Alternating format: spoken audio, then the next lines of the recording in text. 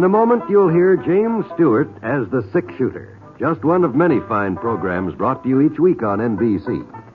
Tomorrow night, there's top comedy entertainment with the Bob Hope Show, the Phil Harris-Alice Faye Show, and Can You Top This with Senator Ford. Bob Hope delivers rapid-fire comedy routines, while Phil Harris and Alice Faye bring both mirth and music.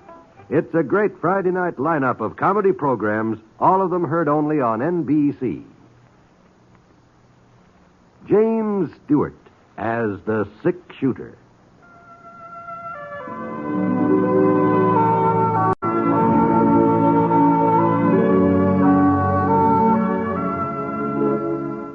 The man in the saddle is angular and long-legged. His skin is sun-dyed brown. The gun in his holster is gray steel and rainbow mother of pearl. Its handle unmarked. People call them both the six-shooter.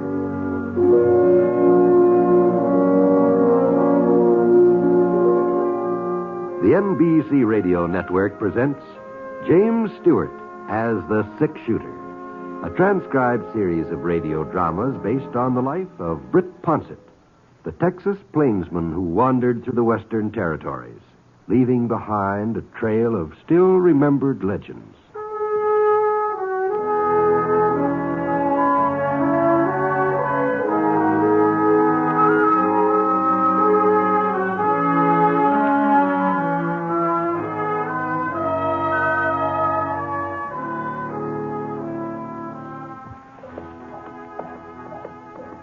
It was a little over 4 years since last time I worked for the Wilcox outfit, but when George Wilcox wrote me about his pa's death and said he needed somebody to handle the cattle drive east to Abilene, well, there weren't exactly any other demands on my services, so I headed up to Adobe Junction and rode through the town to the Wilcox Ranch a couple miles beyond.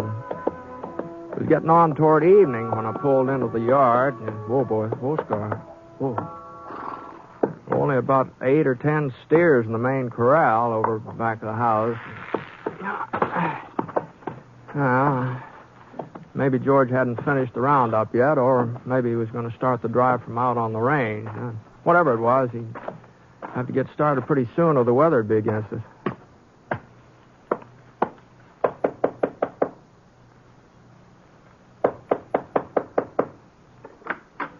Yes? Good evening, ma'am. Is George Wilcox in? Why, Mr. Ponsett, don't you remember me? What? I'm Viola Wilcox, George's sister. Viola No, you... Why, I just can't believe it. Well, I guess I have changed since you last saw me. Change? Why, gee, well, you've practically grown up overnight, Viola. There are some folks around here who wouldn't agree with you, Mr. Ponsett. Oh? Who is it, Vi? It's Mr. Ponsett, George. Britt? Why, Britt, boy, you old rattlesnake. It's about time you turned up here. How are you, George? Pretty good, pretty good. Put on another plate, Vi. Britt will be here for supper. Oh, I wouldn't like to impose. No, I mean, you probably weren't expecting me tonight. Why, we've been expecting you for the last week. Vi's had the spare room ready since Monday. Well, if you're sure there's enough food, Viola. Oh, there'll be plenty, Britt. Matter of fact, I won't be eating supper at home tonight. Now, Viola, I told you weren't... I'll call you when everything's ready. I guess we might as well wait in the parlor, Britt. Sure. I hope I'm not too late for the drive, George. Late? Well, you said you'd been expecting me for several days, and I didn't see much stock in the corral. Oh, the boys are still out on the roundup. They're a little late. I couldn't go out with them this year. Oh, that's all. They'll probably show up sometime tomorrow, Friday at the latest. You can start off then. You won't be going long? No. I'm going to stick around here. Uh-huh. I was real sorry to hear about your father, George. He went easy, Britt. I'm thankful for that.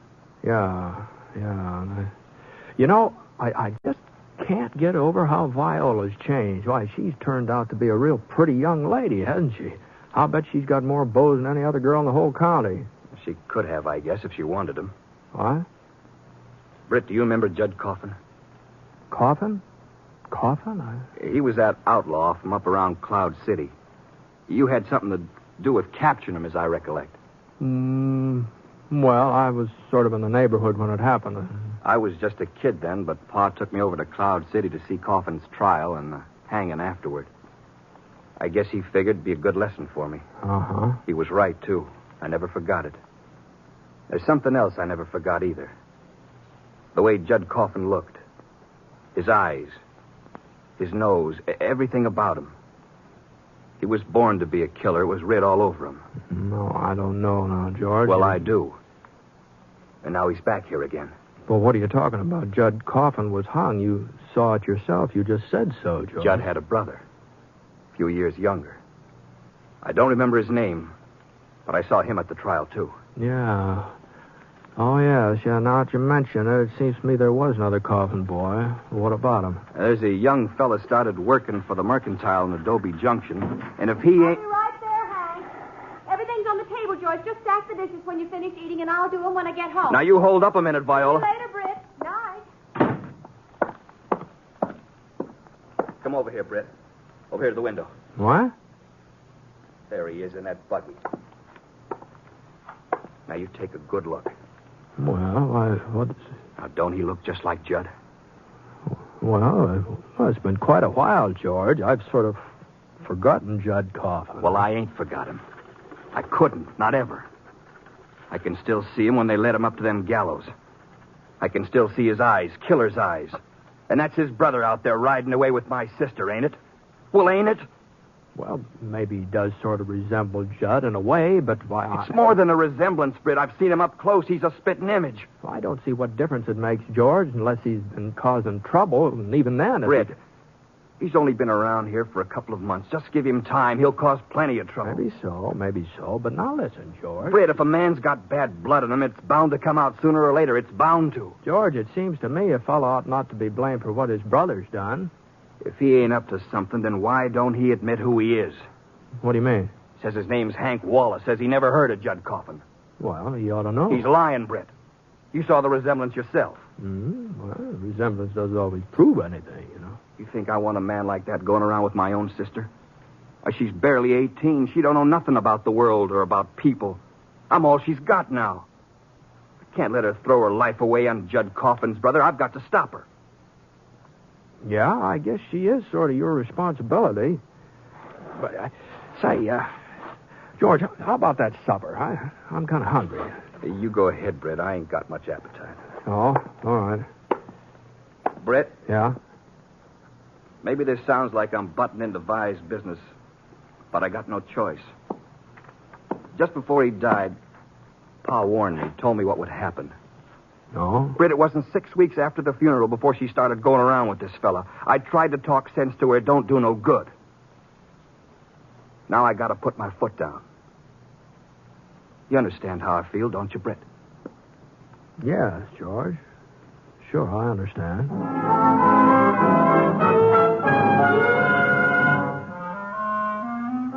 Well, I went ahead and had some supper. Cold ham, potato salad with bacon in it, and stewed peaches for dessert. Wasn't anything exceptional, but it was filling enough. And afterwards, since George hadn't eaten anything, I decided maybe I'd go ahead and do the dishes. The dish pan was hanging right beside the sink, so I pumped some water in it. There was only a couple plates and a cup to wash.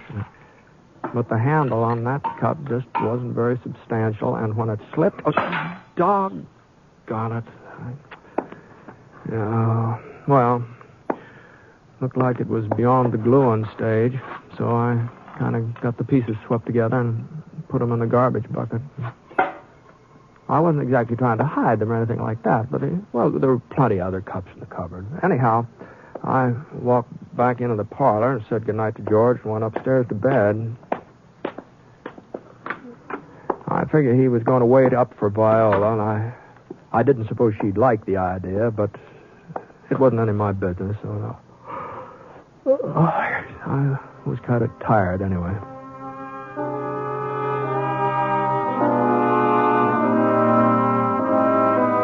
And Viola sure didn't like it either. At least that's how it sounded to me when I woke up about 1 o'clock and heard her and George going at it, hammer and tongs in the downstairs hallway. What I do or where I go. I'm your brother, Viola. Well, you're not my keeper. He's no good. If he was, he wouldn't keep you out until all hours of the night. Staying out was my idea. I didn't want to come home because I knew I'd have to sit here and listen to you. Well, you're gonna listen. I told you who he was, but you wouldn't believe me. Now maybe you'll believe Britt. Don't drag him into this, please. Please, George. Britt? Britt, are you still awake? George, I asked you not to. Britt? Yeah?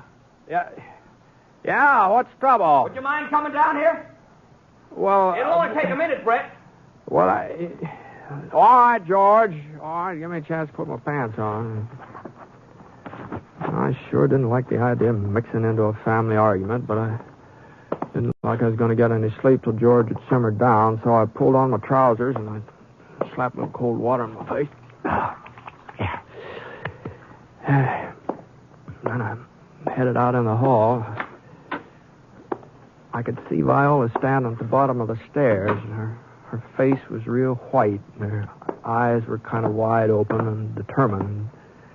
George was holding onto her arm. I was running around with some girl the way his in town. jaw was Some girl set, who well, didn't he have any respect. was I just as wouldn't care. It determined as wouldn't she be was. any of my business. Well, I do care. It's for your own good, Vi.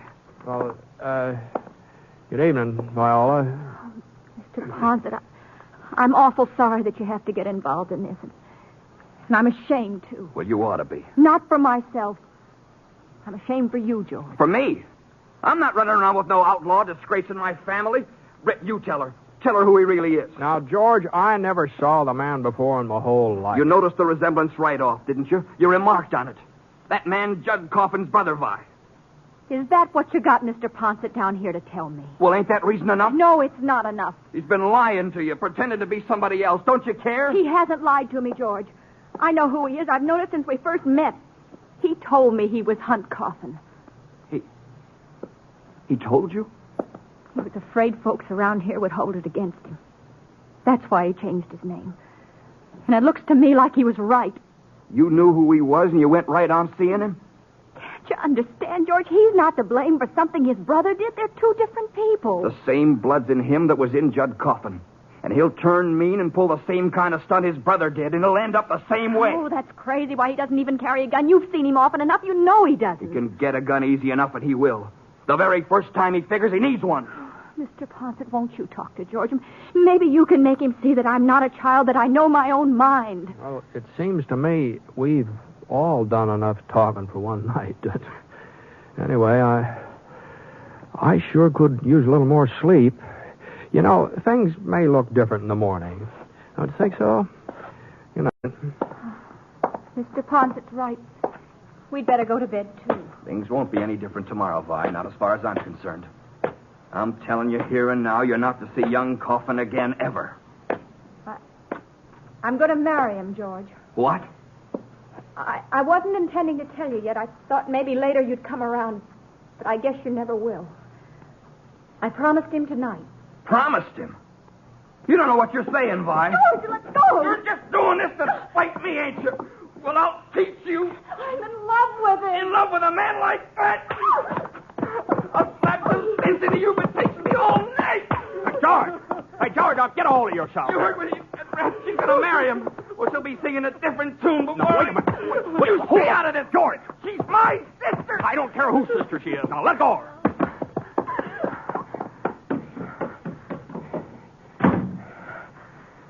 All right, now, George, come on.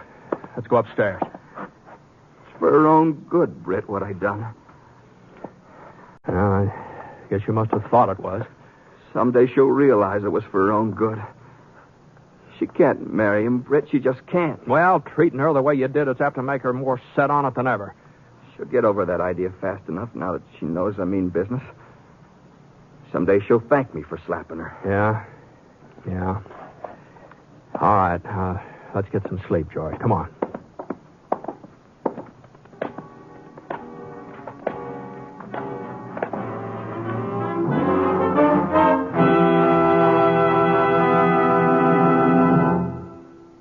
You are listening to The Six Shooter, starring James Stewart as Britt Ponset, the Texas plainsman whose name has become legend throughout the West. Now, Act 2 of the story called Blood Relations.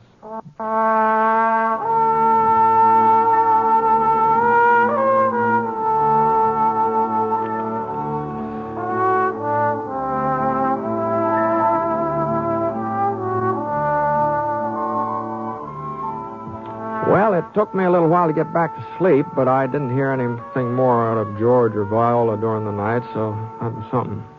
When I finally woke up again, I just didn't feel like I'd had any rest at all. And it was late, too, nearly 6 o'clock.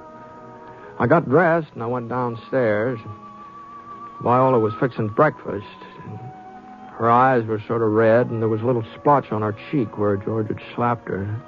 But she didn't say anything about it, and I sure didn't see any point in opening up the subject. So a couple of minutes later, George came in from doing his chores, and we all sat down at the table. He didn't eat much, just some coffee, and as soon as he was finished, he said he was riding out to the high grass to see if the roundup was on its way down. I offered to go along with him, and so we got on our horses and started off. You see, Britt, what'd I tell you? She's all right now. She got that nonsense about young Coffin out of her head. Oh, maybe so. Yeah, she didn't mention him again, did she? No. I reckon if she were still thinking about him serious, she'd have said so. Yeah, She's a Wilcox, Britt. We don't go around making fools of ourselves. Not for long, anyway. We kept on riding for a couple of hours until we got to the high ground. But we didn't see any signs of the roundup, so finally we turned around and headed back to the ranch house. I don't know what's taking them so long. They should have been down a couple of days ago. Oh? If they don't show up by morning, we'll have to start looking for them. Oh, whatever you say, George. Here we are. Whoa, Frenchie. Whoa, boy. Whoa. Hey, you know something, Britt? I've got kind of an appetite. Oh, I don't doubt it, the way you've been eating lately. Easy, Scar. Easy. Well, I'll sure make up for it this noon. I wonder what she's fixed for us. Vi? We're back, Vi. Must be out in the kitchen. That's funny. Vi? Oh, just a minute, George. Oh, she's upstairs. That's why she didn't hear me. How about some food, Vi? I didn't know you'd be here. You didn't say anything when you left. I'm usually here for dinner, ain't I? Yeah. Well, it'll take a couple of minutes to get something ready. I just got back from town. You what? Well, I guess I'll go wash up. What were you doing in town, Vi? I wanted to see Hunt. Oh. Well, I suppose you did have to explain things to him. I guess he was entitled to that much. How'd he take it? When you told him you couldn't marry him? I didn't tell him that, George. We're going to get married as soon as we can. He's coming to get me tonight.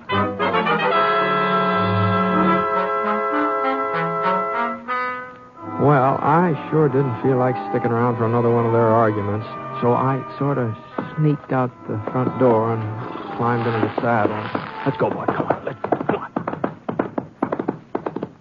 I figured I'd ride in town and get me something to eat while I was at it. Maybe while I was gone, George and Viola would come to some sort of an understanding. At least I hoped they would. It took me about 30 minutes to reach Adobe Junction. Looked like there was only one cafe. Molly's Home-Cooked Meal. It's right next door to the Mercantile. Whoa, boy. Whoa, Scar. Whoa. Tossed the reins over a hitching rail and started into the restaurant. Mr. Ponset? You're Britt Ponset, ain't you? That's right. Viola told me what you looked like, but I'd have recognized you anyway. Oh? You're a six-shooter. I've heard a lot about that gun. How fast you are with it. My brother, he found out firsthand. Your brother? Judd Coffin. I see. My name is Hunt Coffin, Mr. Ponset. Yeah, I sort of figured that. I just wanted you to know I sure do appreciate what you did last night, taking Viola's part with George. Well, George was pretty upset. I don't think he meant to carry on that way. He's real fond of his sister when you get right down to it. If he ever hits her again, I'll kill him. Well, I guess you and Viola won't have to worry much about George any longer. What do you mean? Well, she says you're going to get married right away. You're coming out after her tonight, is that right? She told you that? Well, sure. That's true, isn't it? Oh, I didn't want him to know. He'll try to stop us. I told her not to say anything. We could have been gone before he ever found out. Now, Viola's not the kind of a person to do a thing behind anybody's back. Yeah. Well, maybe there's something else he ought to know. I bought me a gun this morning, Mr. Ponset. Is that so? I'll be out at the Wilcox place as soon as I get off work tonight. And I'll have the gun with me. Uh-huh. And George said you'd get a gun the first time you figured you needed one. Well, he was right. Yeah. It sure looks like he was. Well, so long, Coffin.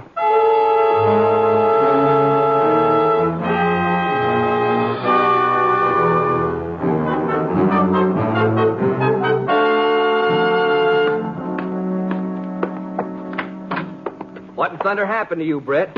Oh, I thought maybe you and Viola ought to have a chance to talk this out in private, so I rode in town. You needn't have bothered. Huh? Tried to talk to her, but she just wouldn't listen. She wouldn't, huh? I don't know what to do, Brett. I just don't. After last night, I thought she'd see things my way. I guess you were right. She's more set in marrying him now than ever. If Paul was still alive, he'd find some way of stopping her. I guess I'm letting him down. Well, where's Vi now? Upstairs, packing. I thought about locking her in her room, but it just wouldn't do no good. Besides, she ain't to blame, not really. That's right, George. A person just can't It's help his fault. Everything that's happened. And it's him I'm going to take care of. As a matter of fact, I ran into Hunt Coffin while I was in town. You saw him? Yeah, we had a little chat. He's kind of upset about what happened last night. He's upset.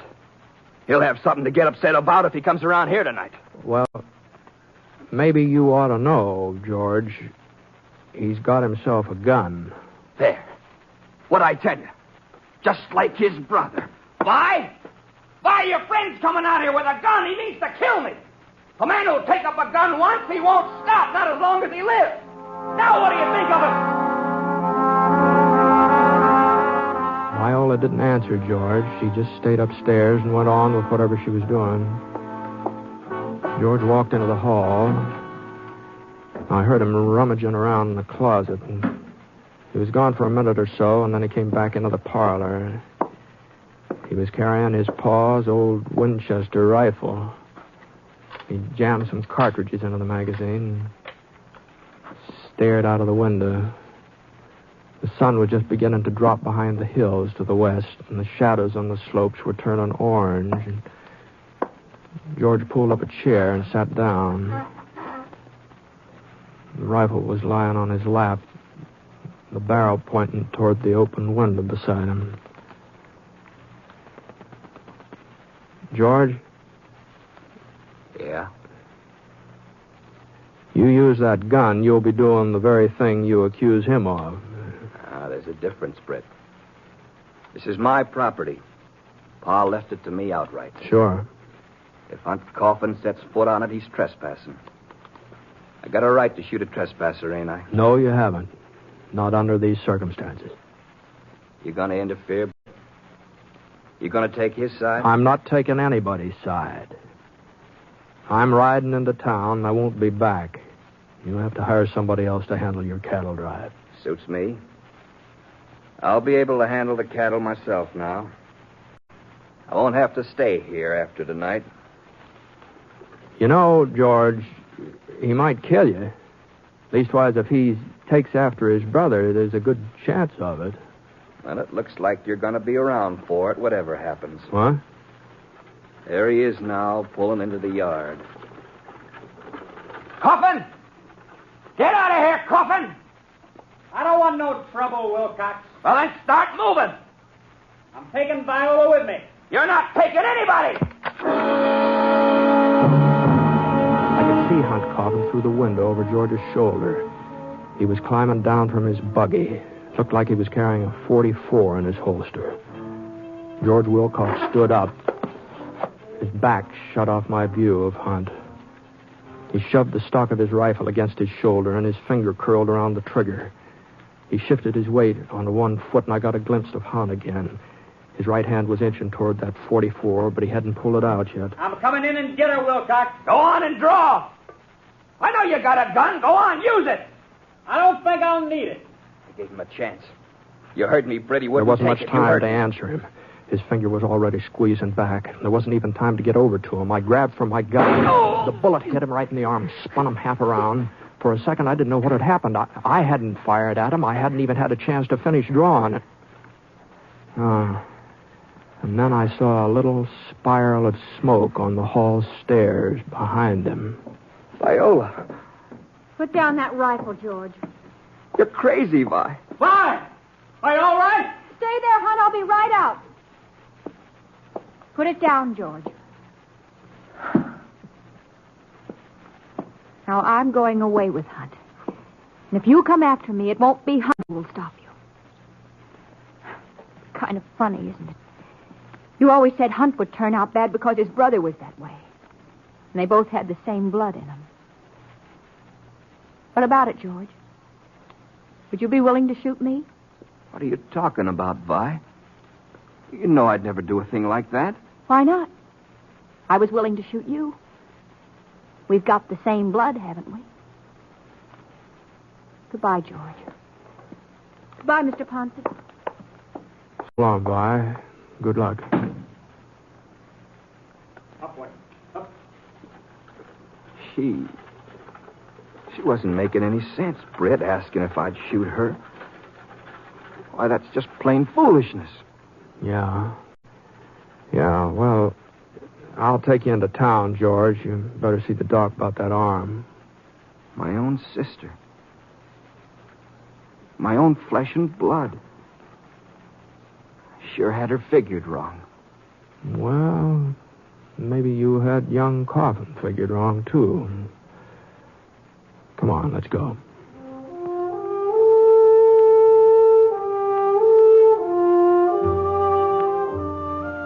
Well, the next morning the boys brought in George's herd, and what with that arm of his and all, I agreed to drive them north. It was nearly 3 months before I got back to Adobe Junction again. Viola and Hunt, they were married and had a little house in town. But George, he hadn't been near me. Hadn't said a word to Vi since that night she left the ranch. Vi was kind of upset about it, but she kept telling herself that sooner or later George would see where he'd been wrong and he'd come around. I don't know. Maybe he will. Maybe he will.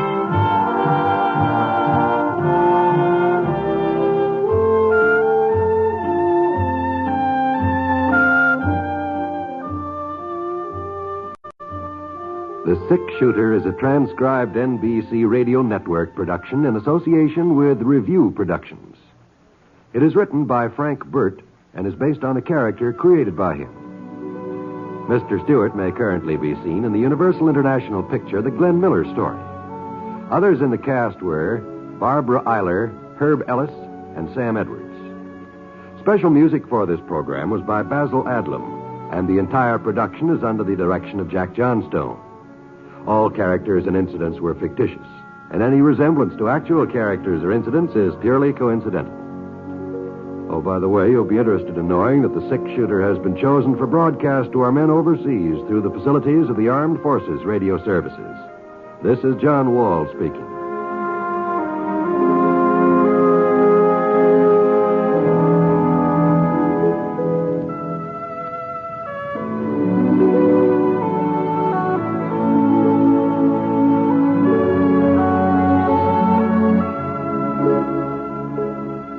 MacDonald Carey stars in Jason and the Golden Fleece tonight on the